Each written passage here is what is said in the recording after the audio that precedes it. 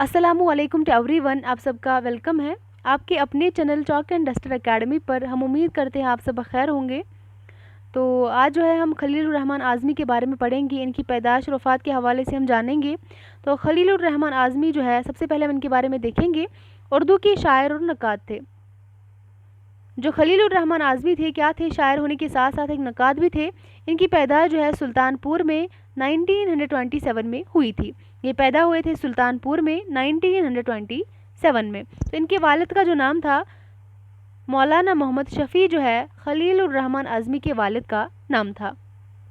तो इसके बाद अगर हम देखेंगे 1957 ईस्वी में जो है खलीलुर रहमान आज़मी ने अलीगढ़ यूनिवर्सिटी से PhD की डिग्री मुकम्मल की थी। इन्होंने PhD मुकम्मल किया था अलीगढ़ से 1957 में। और खलीलुर रहमान अलीगढ़ यूनिवर्सिटी में शोबे उर्दू में लेक्चरर के तौर पर मुलाजमा जो है इन्होंने इख्तियार करी थी और ताहयात इसी से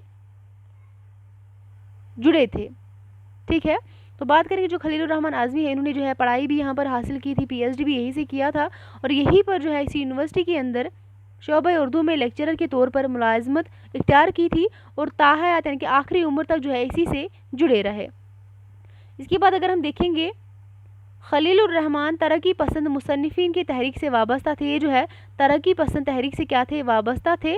अपने सियासी ख़यालात की वजह से खलीलुर रहमान 1949 ईस्वी में कुछ वक्त के लिए कैद हुए थे। तो अपनी सियासी ख़यालात की वजह से जो है इनको जो है 1949 में जो है ये इनको जो है कैद में हुए थे।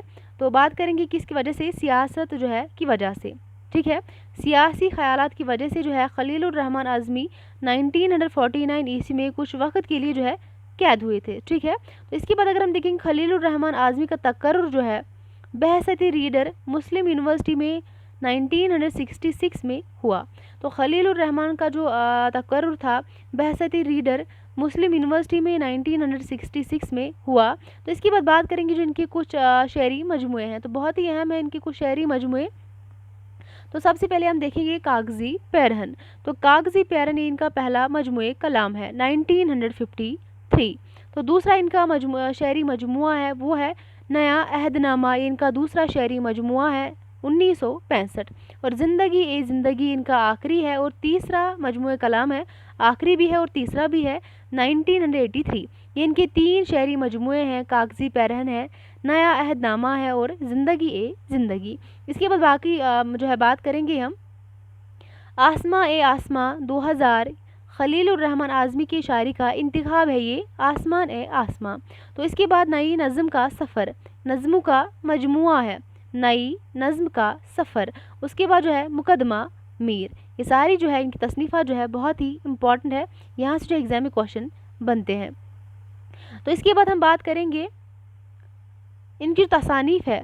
तो फ़िक्र फ़न जो है खलीलुर रहमान आज़मी की तनकीदी मज़ामीन का पहला मजमुआ है फ़िक्र फ़न। 1956 ईस्वी में किताबगर दहली से शाया हुआ।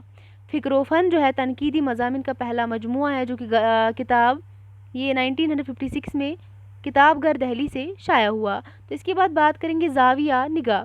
खलीलुर रहमान आज़मी के तनकीदी मज़ामीन का दूसरा मजमुआ है। पहला मजमुआ फ़िक्र फ़न है और दूसरा मजमुआ जो है ज़ाविया निगाह इनका दूसरा मजमुआ है, तनकीदी मज़ामीन का मजमुआ है, तनकीदी मज़ामीन है। तो इसके बाद बात करेंगे 1966 में जो है ये शाया हुआ। तो इसके बाद जो है मज़ामीन नौ। तो मज़ामीन नौ की बात करेंगे, तनकीदी मज़ामीन का तीसरा और आखिरी मजमुआ है। तनकीदी मज़ामीन जो है यानी कि मज़ामीन नौ जो है इनका तीसरा और आखिरी मजमुआ है जो कि 1977 में शाया हुआ। इसमें 4 हिस्से हैं। तो पहले हिस्से की बात करेंगे, पहले हिस्से में मज़ामीन, दूसरे हिस्से में मसाइल, तीसरे हिस्से में तबसरे और चौथे हिस्से में शख्सियात है। इसके अंदर जो है 4 हिस्से हैं। तो पहले हिस्से में मज़ामीन है, दूसरे हिस्से में मसाइल है, तीसरे हिस्से में तबसरे हैं और चौथे हिस्से में शख्सियात है। तो इसके बाद बात करेंगे आगे।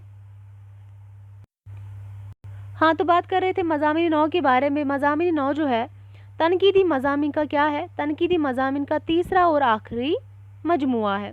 तीसरा और आखिरी मजमुआ है मज़ामीन नौ। 1977 ईस्वी में शाया हुआ और इसमें 4 हिस्से हैं। वो 4 हिस्से जो है, पहला हिस्सा जिसमें मज़ामीन है, दूसरे हिस्से में मसाइल है, तीसरे हिस्से में तबसरे हैं और चौथे हिस्से में शख्सियात है। مضامین نو کے اندر اس کے اندر 4 حصے ہیں. پہلے میں مضامین ہے، دوسرے حصے میں مسائل ہے، تیسرے حصے میں تبصرے ہیں اور چوتھے حصے میں کیا ہے؟ شخصیات ہے. تو اس کے بعد بات کریں گے اردو میں ترقی پسند ادبی تحریک 1972 عیسوی میں. اس مقالے کو خلیل الرحمن اعظمی نے ڈاکٹریٹ کی ڈگری حاصل کرنے کے غرض سے لکھا تھا. یعنی کہ پی ایچ ڈی کی ڈگری جو ہے حاصل کرنے کے لیے اس کا یہ مقالہ تھا. تو اسی کی غرض سے جو ہے انہوں نے یہ مقالہ لکھا تھا اور شعبہ اردو علی گڑھ مسلم یونیورسٹی میں جو ہے اس مقالے کو پیش کیا تھا اور یہی سے جو ہے انہوں نے پی ایچ ڈی کیا تھا. تو اس کے بعد بات کریں گے مقدمہ کلام آتش کے بارے میں. 1959 عیسوی میں جو ہے خلیل الرحمن اعظمی کے طالب علمی کے زمانے کا لکھا ہوا مقالہ ہے. یعنی کہ بی اے کے دوران جو ہے طالب علمی کے دوران یعنی کہ بی اے کے دوران جو ہے انہوں نے یہ مقالہ لکھا اور یہ مقالہ 1948 یا 49 عیسوی میں جو ہے نگار میں قسطوار شائع ہوا. یہ نگار جو ہے نیاز فتح پوری کا کیا ہے؟ رسالہ ہے. تو نگار میں قسطوار شائع ہوا اور کتابی شکل میں جو ہے 1959 میں پھر شائع ہوا. تو اس کے بعد اگر ہم دیکھیں گے نوائے ظفر کے بارے میں، تو نوائے ظفر کے بارے میں اگر ہم دیکھیں گے خلیل الرحمن اعظمی کا دوسرا تحقیقی مقالہ ہے. نوائے ظفر جو ہے ان کا اعظمی کا دوسرا تحقیقی مقالہ ہے. اسے انتخاب کلام بہادر شاہ ظفر بھی کہا جاتا ہے. اسے کیا کہا جاتا ہے؟ انتخاب کلام بہادر شاہ ظفر بھی کہا جاتا ہے.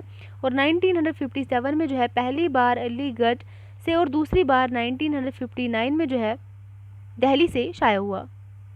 تو پہلی بار کہاں سے شائع ہوا؟ علی گڑھ سے شائع ہوا تھا 1957 میں اور اس کے 2 سال بعد جو ہے 1959 میں جو ہے دہلی میں یہ شائع ہوا. تو اس کے بعد بات کریں گے ان کی جو تو خلیل الرحمن کی جو اہم نظمیں ہم دیکھیں گے. خلیل الرحمن کی اہم نظمیں ہیں.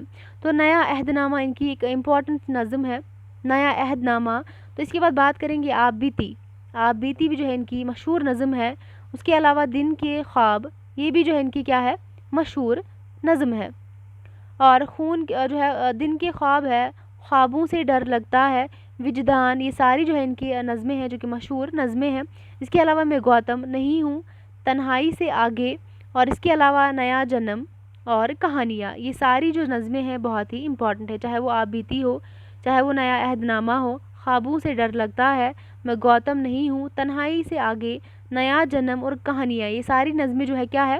خلیل الرحمن اعظمی کی جو ہے جو کہ بہت ہی زیادہ امپورٹنٹ ہے. تو اس کے حوالے سے آپ یاد رکھیں گے ان کی جو شاعری مجموعے ہیں وہ بہت زیادہ امپورٹنٹ ہے.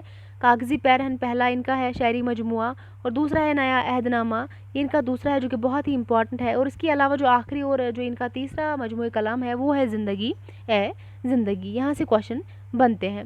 تو اس کے بعد ہم دیکھیں گے جو خلیل الرحمن اعظمی جو ہے شاعر ہونے کے ساتھ ساتھ نقاد بھی تھے اور ترقی پسند تحریک سے کیا تھے؟ وابستہ تھے.